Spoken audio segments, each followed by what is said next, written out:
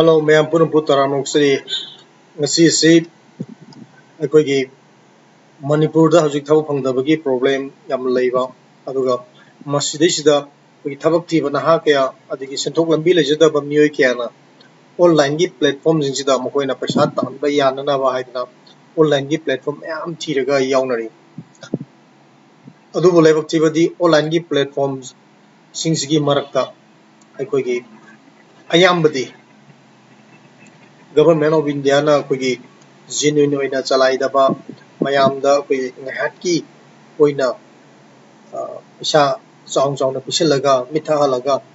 ꯑꯗꯨꯒ ꯇꯨꯡꯗꯅ ꯑꯩꯈꯣꯏꯒꯤ ꯃꯤꯌꯥꯝꯅ ꯌꯥꯝ ꯋꯥꯅ ꯇꯥꯟꯖꯔꯤꯕ ꯑꯩꯈꯣꯏꯒꯤ ꯄꯩꯁꯥꯁꯤꯡꯁꯦ ꯃꯣꯏꯅ ꯄꯨꯂꯞ ꯄꯨꯔ ꯆꯠꯈꯤꯕ ꯑꯗꯨꯒꯨꯝꯕ ꯀꯝꯄꯅꯤ ꯃꯌꯥꯝ ꯑꯃ ꯌꯥꯎꯔꯤ ꯑꯗꯨꯅ ꯍꯥꯏꯔꯤꯕ ꯁ꯭ꯀꯦꯝ ꯍꯥꯏꯇꯥꯔꯦ ꯁꯤꯒꯨꯝꯕꯁꯤꯡꯁꯦ ꯑꯁꯤꯒꯨꯝꯕ ꯃꯤꯌꯥꯝꯗꯒꯤ ꯅꯝꯊꯥꯛ ꯇꯧꯔꯒ ꯄꯩꯁꯥ ꯇꯥꯜꯂꯤꯕ ꯀꯝꯄꯅꯤꯁꯤꯡꯁꯤꯕꯨ ꯑꯩꯈꯣꯏꯒꯤ ꯄꯨꯂꯤꯁꯅꯁꯨ ꯐꯥꯅꯕ ꯌꯥꯝ ꯀꯟꯅ ꯍꯣꯠꯅꯔꯤ ꯑꯗꯨꯒ ꯍꯧꯖꯤꯛ ꯃꯁꯤꯒꯤ ꯃꯔꯝꯗ ꯁ꯭ꯀꯦꯝ ꯍꯥꯏꯕꯁꯤ ꯀꯩꯅꯣ ꯀꯅꯥꯅ ꯇꯧꯔꯤꯕꯅꯣ ꯍꯥꯏꯕꯅꯆꯤꯡꯕ ꯁꯤꯒꯤ ꯃꯔꯝꯗ ꯑꯩꯅ ꯈꯪꯕ ꯅꯣꯂꯦꯖ ꯈꯔ ꯁꯦꯌꯔ ꯇꯧꯅꯕꯒꯤꯗꯃꯛꯇ ꯑꯩꯅ ꯚꯤꯗꯤꯑꯣꯁꯤ ꯁꯦꯝꯖꯕꯅꯤ ꯑꯩꯈꯣꯏ ꯃꯅꯤꯄꯨꯔꯗꯁꯨ ꯑꯩꯈꯣꯏ ꯏꯀꯨꯏ ꯀꯨꯏꯗꯅ GMR ꯍꯥꯏꯕ ꯃꯥꯔꯀꯦꯇꯤꯡ ꯀꯝꯄꯅꯤ ꯑꯃ ꯂꯥꯛꯑꯝꯃꯤ ꯁꯤꯁꯨ ꯑꯦꯔꯥꯎꯟ ꯑꯣꯜ ꯑꯣꯚꯔ ꯏꯟꯗꯤꯌꯥꯗꯒꯤ ꯑꯦꯔꯥꯎꯟ 500 crores ꯃꯨꯛ ꯑꯩꯈꯣꯏꯒꯤ ꯁ꯭ꯀꯦꯝ ꯇꯧꯔꯒ ꯇꯥꯟꯈ꯭ꯔꯦ ꯍꯥꯏꯕꯒꯤ ꯑꯩꯈꯣꯏꯒꯤ ꯊꯤꯒꯠꯂꯤꯕ ꯄꯨꯂꯤꯁꯀꯤ ꯇꯤꯝ ꯑꯗꯒꯤ ꯑꯦꯛꯁꯄꯔꯠ ꯀꯥꯡꯕꯨꯅ ꯀꯟꯐꯥꯔꯝ ꯇꯧꯔꯤ 500 crores ꯑꯗꯨꯒ ꯍꯥꯏꯔꯤꯕ ꯁ꯭ꯀꯦꯝꯁꯤꯡ ꯑꯁꯤ ꯀꯅꯥꯅ ꯇꯧꯔꯤꯕꯅꯣ ꯍꯥꯏꯔꯀꯥꯟꯗ ꯁ꯭ꯀꯦꯝ ꯍꯥꯏꯕꯁꯤ ꯄꯣꯂꯤꯇꯤꯁꯤꯌꯥꯟ ꯑꯗꯒꯤ ꯑꯩꯈꯣꯏꯒꯤ ꯂꯥꯜꯍꯧꯕ ꯑꯩꯈꯣꯏ ꯃꯤꯂꯤꯇꯦꯟ ꯑꯣꯔꯒꯅꯥꯏꯖꯦꯁꯟꯁꯤꯡ ꯑꯗꯒꯤ ꯑꯩꯈꯣꯏꯒꯤ ꯄꯥꯋꯔꯐꯨꯜ ꯄꯤꯄꯜ ꯍꯥꯏꯇꯥꯔꯦ ꯃꯣꯏꯁꯤꯡꯁꯨ ꯃꯌꯥꯝ ꯆꯦꯟꯅꯩ ꯑꯗꯨꯅ ꯉꯁꯤ ꯑꯁꯤ ꯑꯩꯈꯣꯏꯒꯤ ꯏꯟꯗꯤꯌꯥꯗ ꯍꯧꯖꯤꯛ ꯑꯩꯈꯣꯏꯒꯤ ꯏꯟꯐꯣꯔꯁꯃꯦꯟꯠ ꯗꯥꯏꯔꯦꯛꯇꯣꯔꯦꯠ EDꯅ ꯌꯥꯝ ꯀꯟꯅ ꯊꯤꯒꯠꯂꯤꯕ ꯑꯗꯨꯒꯨꯝꯕ ꯃꯍꯥꯗꯦꯕ ꯕꯦꯇꯤꯡ ꯑꯦꯞ ꯍꯥꯏꯕ ꯑꯩꯈꯣꯏꯒꯤ ꯁꯤꯒꯤ ꯃꯔꯝꯗ ꯑꯩ ꯋꯥꯔꯤ ꯁꯥꯖꯒꯦ ꯑꯗꯨꯒ ꯁꯤꯒꯤ ꯁ꯭ꯀꯦꯝ ꯇꯧꯔꯤꯕ ꯃꯤꯁꯤꯡ ꯑꯁꯦ ꯍꯧꯖꯤꯛꯐꯥꯎ ꯑꯩꯈꯣꯏꯒꯤ ꯃꯁꯛ ꯃꯃꯤꯡꯗꯤ ꯈꯪꯉꯦ ꯑꯗꯨꯒ ꯃꯣꯏꯁꯤ ꯐꯥꯕ ꯉꯝꯗꯅ ꯂꯣꯠꯂꯤ ꯌꯥꯝ ꯀꯟꯅ ꯊꯤꯔꯤ ꯑꯗꯨꯒ ꯃꯈꯣꯏꯁꯤꯡ ꯑꯁꯤꯅꯁꯨ ꯑꯩꯈꯣꯏꯒꯤ ꯍꯧꯖꯤꯛꯀꯤ GMR ꯍꯥꯏꯕ ꯑꯩꯈꯣꯏꯒꯤ ꯁ꯭ꯀꯦꯝꯁꯤꯁꯨ ꯃꯣꯏꯁꯤꯡꯁꯤꯅꯁꯨ ꯇꯧꯔꯝꯕ ꯌꯥꯏ ꯍꯥꯏꯕꯒꯤ ꯆꯤꯡꯅꯕꯁꯨ ꯑꯗꯨꯝ ꯂꯩ ꯃꯣꯏꯁꯤꯡ ꯑꯁꯤ ꯀꯃꯥꯏꯅ ꯇꯧꯕꯅꯣ ꯍꯥꯏꯕꯗꯨ ꯑꯩ ꯍꯥꯏꯐꯦꯠ ꯃꯌꯥꯝꯗ ꯑꯦꯛꯁꯄ꯭ꯂꯦꯟ ꯇꯧꯖꯔꯛꯀꯦ ꯑꯩꯈꯣꯏꯒꯤ ꯁ꯭ꯀꯦꯝꯁꯤꯡꯁꯤ ꯀꯃꯥꯏꯅ ꯇꯧꯔꯤꯕꯅꯣ ꯍꯥꯏꯕꯁꯦ ꯁ꯭ꯀꯦꯝ ꯇꯧꯕ ꯑꯁꯤ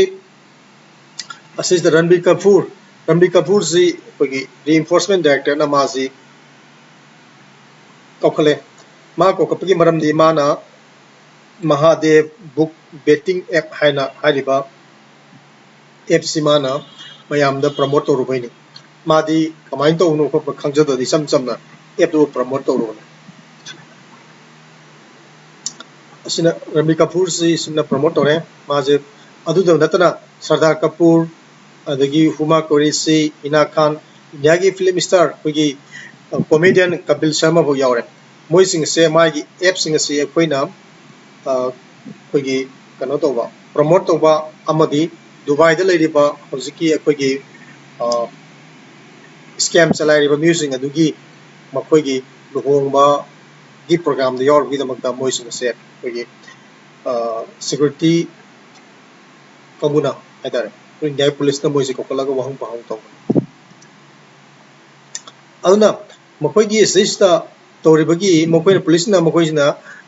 EDꯅ ꯃꯣꯏꯁꯦ ꯐꯥꯕꯒꯤ ꯀꯧꯈꯠꯄꯒꯤ ꯃꯔꯝꯗꯤ ꯀꯩꯅꯣ ꯍꯥꯏꯔꯀꯥꯟꯗ ꯃꯣꯏꯒꯤ ꯄꯦꯃꯦꯟꯁꯤꯡꯁꯦ ꯑꯩꯈꯣꯏ ꯑꯦꯀꯥꯎꯟ ꯇꯨ ꯑꯦꯀꯥꯎꯟ ꯇ꯭ꯔꯥꯟꯁꯐꯔ ꯇꯧꯗꯕ ꯍꯋꯥꯂꯥ ꯅꯦꯠꯋꯥꯔꯛ ꯍꯥꯏꯕ ꯑꯩꯈꯣꯏꯒꯤ ꯌꯥꯝꯅ ꯁꯤꯀ꯭ꯔꯦꯠ ꯑꯣꯏꯕ ꯑꯗꯒꯤ ꯒꯚꯔꯟꯃꯦꯟꯠ ꯑꯣꯐ ꯏꯟꯗꯤꯌꯥꯅ ꯌꯥꯗꯕ ꯑꯗꯨꯒꯨꯝꯕ ꯄꯩꯁꯥ ꯄꯤꯅꯕꯒꯤ ꯁꯤꯒꯨꯝꯕ ꯃꯣꯗ ꯑꯣꯐ ꯄꯦꯃꯦꯟꯁꯦ ꯁꯤꯖꯤꯟꯅꯔꯒ ꯃꯣꯏꯅ ꯄꯦꯃꯦꯟ ꯇꯧꯕ ꯌꯥꯝ ꯃꯌꯥꯝ ꯈꯪꯍꯟꯗꯕꯤꯗ ꯂꯣꯟꯅ ꯇꯧꯕ ꯑꯗꯨꯒꯤꯗꯃꯛꯇꯅꯤ ꯃꯈꯣꯏꯁꯦ ꯀꯧꯈꯠꯂꯤꯕꯁꯦ ꯁꯤ ꯃꯍꯥꯗꯦꯕ ꯕꯨꯛ ꯑꯦꯞ ꯍꯥꯏꯅ ꯃꯈꯣꯏꯅ ꯂꯥꯟꯆ ꯇꯧꯕꯁꯤ ꯃꯈꯣꯏꯅ ꯇꯧꯕꯁꯤ ꯑꯩꯈꯣꯏꯒꯤ ꯗꯥꯎꯗ ꯏꯕ꯭ꯔꯥꯍꯤꯝ ꯍꯥꯏꯕ ꯕꯣꯝꯕꯦꯒꯤ ꯀꯩꯅꯣꯗꯣ ꯑꯗꯨꯒꯨꯝꯕ ꯏꯜꯂꯤꯒꯦꯜ ꯃꯥꯐꯤꯌꯥ ꯍꯥꯏꯇꯥꯔꯦ ꯃꯈꯣꯏꯒꯁꯨ ꯑꯗꯨꯝ ꯁꯝꯅꯩꯑꯕ ꯃꯣꯏꯁꯦ ꯑꯗꯨꯒ ꯍꯧꯖꯤꯛꯀꯤ ꯃꯍꯥꯗꯦꯕ ꯑꯦꯞ ꯍꯥꯏꯔꯤꯕꯁꯤ ꯑꯩꯈꯣꯏꯒꯤ ꯁꯧꯔꯕ ꯆꯟꯗ꯭ꯔꯀꯥꯔ ꯍꯥꯏꯕ ꯑꯩꯈꯣꯏ ꯁꯠꯇꯤꯁꯒꯔꯗꯩꯅꯤ ꯃꯣꯏꯁꯦ ꯁꯧꯔꯕ ꯆꯟꯗ꯭ꯔꯀꯥꯔ ꯑꯗꯒꯤ ꯔꯕꯤ ꯎꯄꯥꯜ ꯍꯥꯏꯔꯤꯕ ꯃꯣꯏ ꯑꯅꯤꯁꯦ ꯃꯈꯣꯏ ꯑꯅꯤꯁꯤꯅ ꯑꯩꯈꯣꯏꯒꯤ ꯍꯥꯏꯔꯤꯕ ꯁ꯭ꯀꯦꯝꯁꯤ ꯆꯂꯥꯏꯈꯤꯕꯅꯤ ꯃꯣꯏꯁꯤ ꯑꯍꯥꯟꯕꯗ ꯑꯩꯈꯣꯏꯒꯨꯝꯕ ꯃꯈꯣꯏꯁꯤ ꯑꯣꯟꯂꯥꯏꯟꯒꯤ ꯄ꯭ꯂꯦꯠꯐꯣꯝꯁꯤꯡꯁꯤꯒꯤ ꯚꯤꯛꯇꯤꯝ ꯑꯣꯏꯅ ꯃꯈꯣꯏꯒꯤ ꯋꯥꯅ ꯇꯥꯟꯖꯕ ꯄꯩꯁꯥ ꯃꯌꯥꯝ ꯑꯃ ꯃꯥꯡꯈꯤꯕ ꯑꯣꯟꯂꯥꯏꯟꯒꯤ ꯑꯩꯈꯣꯏꯒꯤ ꯕꯦꯇꯤꯡ ꯇꯧꯕ ꯌꯥꯏ ꯑꯗꯩ ꯏꯟꯚꯦꯁꯃꯦꯟ ꯑꯣꯏꯕ ꯌꯥꯏ ꯑꯁꯤꯒꯨꯝꯕ ꯑꯦꯞꯁꯤꯡꯁꯤꯗ ꯃꯣꯏꯁꯤ ꯄꯩꯁꯥꯁꯤ ꯇꯥꯟꯖꯅꯕꯅꯤ ꯌꯥꯝ ꯋꯥꯅ ꯍꯣꯠꯅꯖꯈꯤꯕ ꯃꯤ ꯉꯥꯛꯇꯅꯤ ꯑꯗꯨꯕꯨ ꯃꯈꯣꯏꯁꯤꯡꯁꯤ ꯍꯥꯏꯔꯤꯕ ꯑꯦꯞꯁꯤꯡ ꯑꯗꯨꯗ ꯄꯩꯁꯥ ꯃꯥꯡꯈꯤꯕ ꯑꯗꯨꯒꯨꯝꯕ ꯌꯥꯝ ꯃꯣꯏꯁꯦ ꯚꯤꯛꯇꯤꯝ ꯑꯣꯏꯔꯝꯃꯦ ꯑꯍꯥꯟꯕꯗ ꯃꯈꯣꯏ ꯑꯅꯤꯅ ꯁ꯭ꯀꯦꯝꯁꯤ ꯇꯧꯔꯀꯥꯟꯗ ꯍꯧꯖꯤꯛꯐꯥꯎꯗ ꯄꯨꯂꯤꯁꯅ ꯄꯥꯔꯤꯁꯤ 5,000 crores ꯃꯈꯣꯏꯅ ꯁ꯭ꯀꯦꯝ ꯃꯊꯪ ꯇꯧꯔꯀꯥꯟꯗ 5,000 crores गी पैसासी मकोइना इंडिया की पब्लिक तगी तानग्रे हैबसनी मकोइना तालेबसी कोई इंडिया खत नते कोई थर्ड वर्ल्ड कंट्री सिंग लेरिबा थबक सुबम मम लेजिदरबा मिचम प्रजा मियाम ऑनलाइन दगी पैसा बु फंगगदी हाइदना याम वाना होना जबा इंडिया बांग्लादेश श्रीलंका नेपाल हरिबा कोई लेबाक सिंग से मसेज दगी मकोइना मरुइना पैसा सिंग से ताली अदु मोइ नेटवर्क सिंग से हाइरिबा लेबाक मरी सिदा मोइ नेटवर्क से मोइ सपोर्टर हाइदरे मकोइ सिंग मैम ले अदुना हजिक अखोइना मकोइ सिंग से कमाइन तौबनो कमाइ होरखिगे हाबदु येंगसी हाइगी ngसाइगी चंद्रकार हाइबा सिगी नुपाजे माजे अखोइगी जुइस योलगा लेरंबा बिसक अमने अदगी उपाल हाइरिबा नुपासना माना तैयार की बिजनेस तौरगा लेबा मिसक अमने मोइसे जुइस योनबा तैयार की कबार तौबा मोइसे बाइन तौरगा कोई लेजरंबा मी ngaktani माइन मोइना या वाना थबक सुजरगा मोइना तालकपा पैसा से कोइना खरा खरा तुंगजिनजरगा तुंगदा कबार मा तौननाबा हाइदना मकोइसे इमुंग मनुंगी पैसा थारा मतुंगदा ऑनलाइन की प्लेटफॉर्म सिन इन्वेस्ट तौबसे मोइसे याम पाम ऑनलाइन की इन्वेस्ट तौब मतुंगसिदा मोइसे पैसा से मांगे चौरांगा लाख मकोइना मांगमसी लाख 10 दिन 30 की सांग मांगे मकोइ अमममदगी लाख 10 30 की सांग मांगे मोइसे लाख 10 30 मांगे मोइसे याम चावबा कारबार तौब मीसु नजदे मोइसे अदुन मोइना कमाइन तौगदगी हाइना मोइनिसे याम अवाबा अदुगुम चैथेंग अमदा मोइसे लेरमे अदु मोइना नोम नुमिदांग मोइनिसे आइसु पैसा मांगे नंगसु पैसा मांगे कमाइन तौजिगे हाइना मोइसे सुम खन्नदना कई प्लान तौजिगे मोइसे खन्नरम अदुगी मोइना ममैदा खंगकपा अमा लेय कई खंगकैंदा ओ ऑनलाइन की प्लेटफॉर्म सिंगसिदा बेटिंग तौबो ओरो इन्वेस्टमेंट तौबो ओरो मसिदैसिदा तौरिबा मयाम सिंगसिदा पैसा थारगा पैसा थाद्रगा सानरीबा कस्टमर सिंगसे मसिदी पैसा से फंगबा याम वागनी अदुगा मसिगी हाइरिबा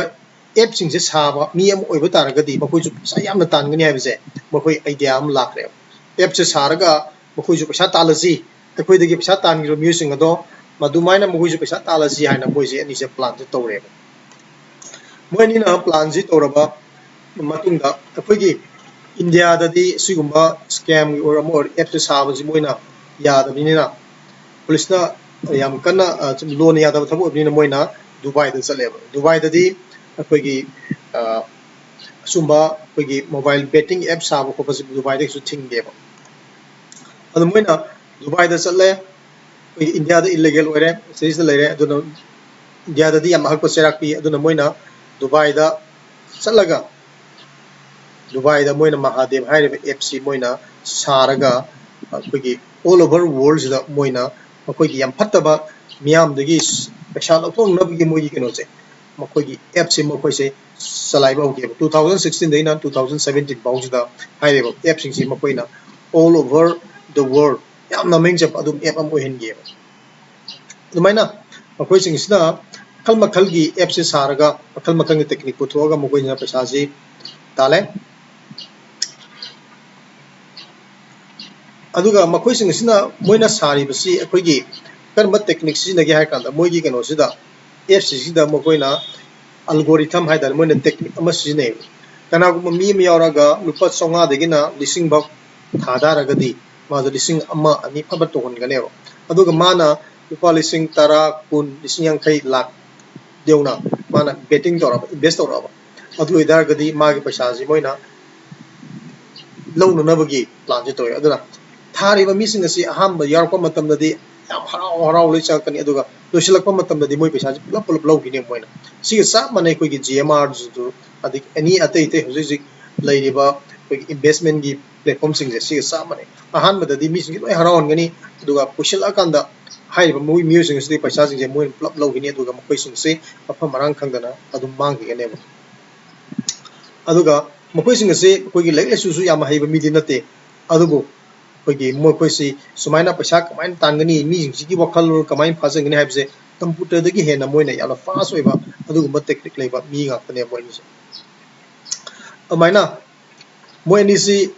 ꯃꯈꯣꯏꯒꯤ ꯕꯤꯖꯤꯅꯦꯁ ꯆꯥꯎꯈꯠꯂꯛꯄꯗꯒꯤ ꯑꯩꯈꯣꯏꯒꯤ ꯁ꯭ꯔꯤ ꯂꯪꯀꯥ ꯄꯥꯀꯤꯁꯇꯥꯟ ꯕꯪꯒ꯭ꯂꯥꯗꯦꯁ ꯃꯐꯝꯁꯤꯡꯁꯤꯗ ꯃꯈꯣꯏꯒꯤ ꯐ꯭ꯔꯦꯟꯆꯥꯏꯁꯀ ꯌꯣꯟꯗꯅ ꯃꯣꯏꯁꯤ ꯌꯥꯝꯅ ꯑꯗꯨꯃꯥꯏꯅ ꯌꯥꯝ ꯆꯥꯎꯅ ꯃꯣꯏ ꯕꯤꯖꯤꯅꯦꯁꯁꯦ ꯇꯧꯕ ꯍꯧꯔꯛꯑꯦꯕ ꯄꯩꯁꯥꯁꯦ ꯌꯥꯝ ꯇꯥꯡꯈꯠꯂꯛꯑꯦꯕ ꯃꯣꯏꯁꯦ ꯑꯗꯨꯅ ꯆꯟꯗ꯭ꯔꯀꯥꯔ ꯑꯃꯗꯤ ꯔꯕꯤ ꯃꯈꯣꯏ ꯑꯅꯤꯁꯤ ꯑꯩꯈꯣꯏꯒꯤ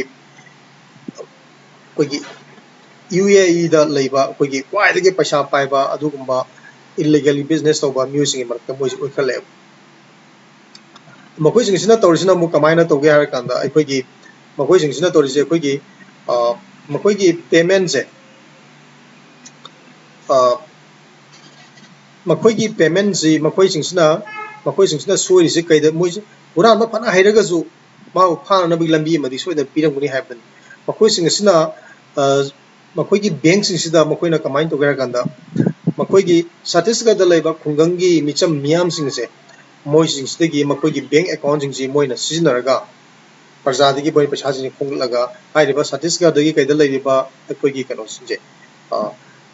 ꯃꯤꯁꯤꯡꯗꯨꯒꯤ ꯕꯦꯡꯛ ꯑꯦꯀꯥꯎꯟ ꯁꯤꯖꯤꯟꯅꯔꯅꯤ ꯑꯗꯨꯒ ꯕꯦꯡꯛ ꯑꯦꯀꯥꯎꯟꯗꯨꯗꯒꯤ ꯃꯣꯏ ꯃꯁꯥꯒꯤ ꯕꯦꯡꯛ ꯑꯦꯀꯥꯎꯟꯗ ꯑꯃꯨꯛ ꯇ꯭ꯔꯥꯟꯁꯐꯔ ꯇꯧꯕ ꯑꯗꯣ ꯁꯠꯇꯤꯁꯒꯔꯗ ꯂꯩꯔꯤꯕ ꯑꯩꯈꯣꯏꯒꯤ ꯈꯨꯡꯒꯪꯒꯤ ꯃꯤꯌꯥꯝꯁꯤꯡ ꯕꯦꯡꯛ ꯑꯦꯀꯥꯎꯟꯁꯤꯡꯗꯣ ꯃꯈꯣꯏꯁꯤꯡ ꯑꯗꯨꯒꯤ ꯀꯩꯅꯣꯁꯦ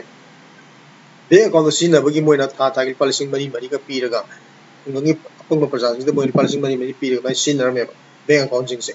ꯑꯗꯨꯒ ꯁꯤꯒꯤ ꯁꯧꯔꯕ ꯍꯥꯏꯔꯤꯕ ꯅꯨꯄꯥꯁꯤꯒꯤ ꯃꯥꯒꯤ ꯂꯨꯍꯣꯡꯕꯗ 200 crores ꯃꯨꯛ ꯏꯟꯚꯦꯁ ꯇꯧꯔꯒ 200 ꯏꯟꯚꯦꯁ ꯇꯧꯔꯒ ꯏꯟꯗꯤꯌꯥꯒꯤ ꯐꯤꯂꯝ ꯁ꯭ꯇꯥꯔ ꯃꯌꯥꯝ ꯀꯧꯔꯒ ꯇꯥꯏꯒꯔ श्रॉफꯅꯆꯤꯡꯕ ꯃꯃꯤꯡ ꯆꯠꯄ ꯐꯤꯂꯝ ꯁ꯭ꯇꯥꯔ ꯃꯌꯥꯝ ꯌꯥꯎꯔꯒ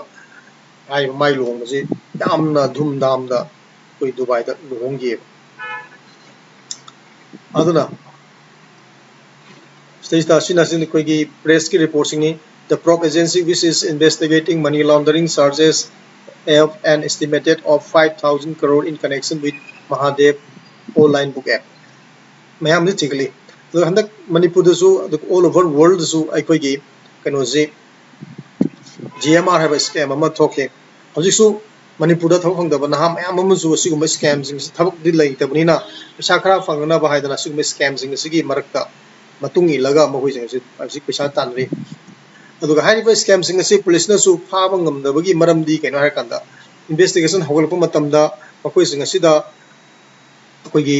ꯃꯍꯥꯗꯦv ꯃꯣꯕꯥꯏꯜ ꯑꯦꯞꯁꯤꯗ ꯑꯩꯈꯣꯏꯒꯤ assistant sub inspector ISA Chandra Bhushan Brahma ꯀꯧꯕ ꯑꯃ ꯁꯠꯇꯤꯁꯒꯔ ꯄꯨꯂꯤꯁꯇꯒꯤ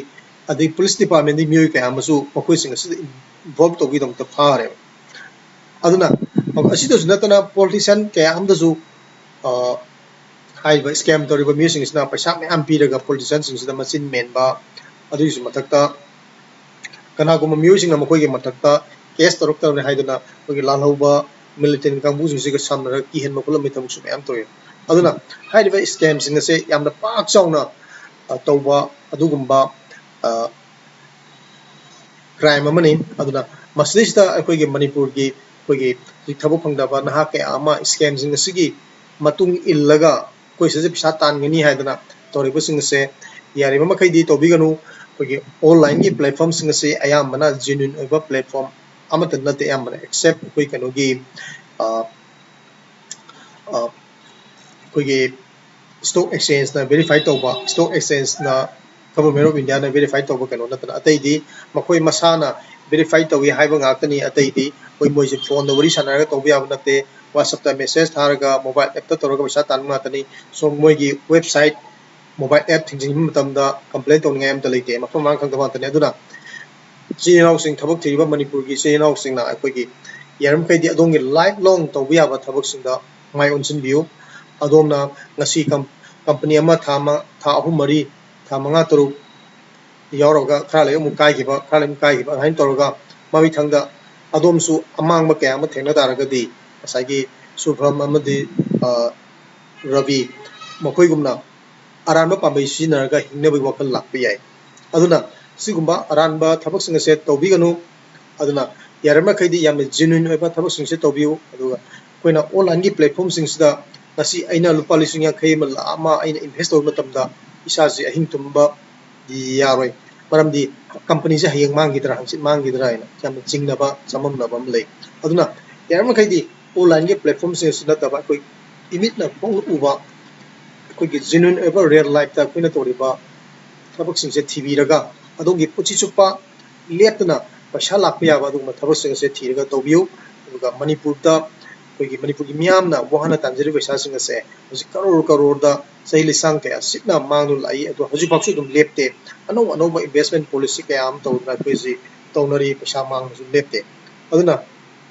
ꯂꯥꯏꯔꯤꯛꯁꯨ ꯍꯩꯔꯕ ꯒ꯭ꯌꯥꯟ ꯇꯥꯔꯕ ꯃꯅꯤꯄꯨꯔꯒꯤ ꯏꯆꯤꯜ ꯏꯅꯥꯎꯁꯤꯡꯅ ꯑꯩꯈꯣꯏꯒꯤ ꯖꯦꯅꯨꯏꯟ ꯑꯣꯏꯕ ꯊꯕꯛꯁꯤꯡ ꯑꯁꯦ ꯊꯤꯔꯒ ꯇꯧꯕꯤꯌꯨ ꯉꯥꯏꯍꯥꯛꯀꯤ ꯑꯩꯈꯣꯏꯒꯤ ꯄꯩꯁꯥ ꯐꯪꯅꯕꯤ ꯍꯥꯏꯗꯅ ꯏꯟꯚꯦꯁꯠꯃꯦꯟꯒꯤ ꯄꯩꯁꯥ ꯆꯥꯎꯅ ꯆꯥꯎꯅ ꯄꯤꯔꯤꯕ ꯏꯟꯚꯦꯁꯠꯃꯦꯟ ꯀꯝꯄꯅꯤꯁꯤꯡꯁꯤꯗ ꯄꯩꯁꯥ ꯇꯥꯟꯒꯅꯤ ꯍꯥꯏꯕ ꯋꯥꯈꯜꯁꯤꯡ ꯑꯗꯨ ꯊꯥꯗꯣꯛꯄꯤꯌꯨ ꯃꯔꯝꯗꯤ ꯑꯗꯣꯝ ꯌꯥꯎꯔꯅꯤ ꯑꯗꯣꯝꯅ ꯂꯥꯛ 5 ꯑꯃ 10 ꯑꯃ ꯇꯥꯜꯍꯧꯕ ꯌꯥꯏ ꯑꯗꯣꯝꯒꯤ ꯇꯤꯝꯗ ꯅꯧꯅ ꯌꯥꯎꯔꯤꯕ ꯑꯗꯣꯝꯒꯤ ꯇꯤꯝꯒꯤ ꯃꯤꯑꯣꯏꯁꯤꯡ ꯀꯌꯥ ꯑꯃꯗꯤ ꯃꯈꯣꯏꯗꯁꯨ ꯄꯩꯁꯥ ꯂꯣꯏꯅ ꯄꯨꯔ ꯆꯠꯈꯤꯅꯤ ꯑꯗꯣꯝꯒꯤ ꯇꯤꯝ ꯑꯄꯨꯟꯕꯗ लाख 50 इन्वेस्टमेंट तौबदा अदोमना लाख 5 तालहौरगा अदोमगी टीमदगी लाख 30 निफु मदी कंपनी पु सटकिगनी दसादी मणिपुर की मियाम अदोमगी टीम यावरिबा मीसिंग अदुनी पुलप दसा ताहोद्रिबसे अदुना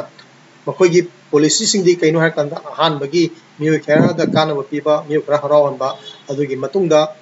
अचौब सेंफम ओइरबा मतमदा अखोयना पुलप पुरु सटकिगनी असिगुंबा स्कैम तौरिबा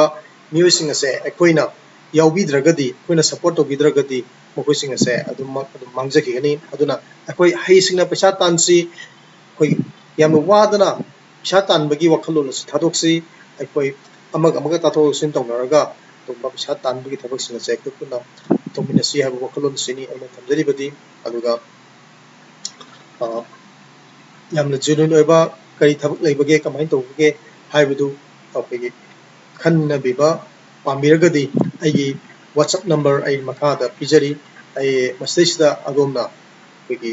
WhatsApp तौबिरो अखोयगा जेनुइन ओइबा थबक कमाइना तौगदगे तानमिनसी अमदि अखोय पुन्ना कानबा लौमिनसी हाइदना आइना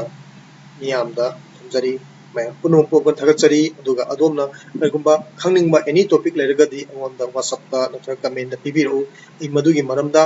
एक्सप्लेन तौरगा मणिपुर की मियामदा अंगंबा नॉलेज पिचगे अदुगा मणिपुर की हजिजि ओइरिबा अवाब फिल्मसदा अखोय पुन्ना सखुत नबोना बिनेसी हाइबा वफस थमजबो लेना मयाम पुनमपु खुरुमजरी थैंक यू वेरी मच मालेबाक मणिपुरना याफरे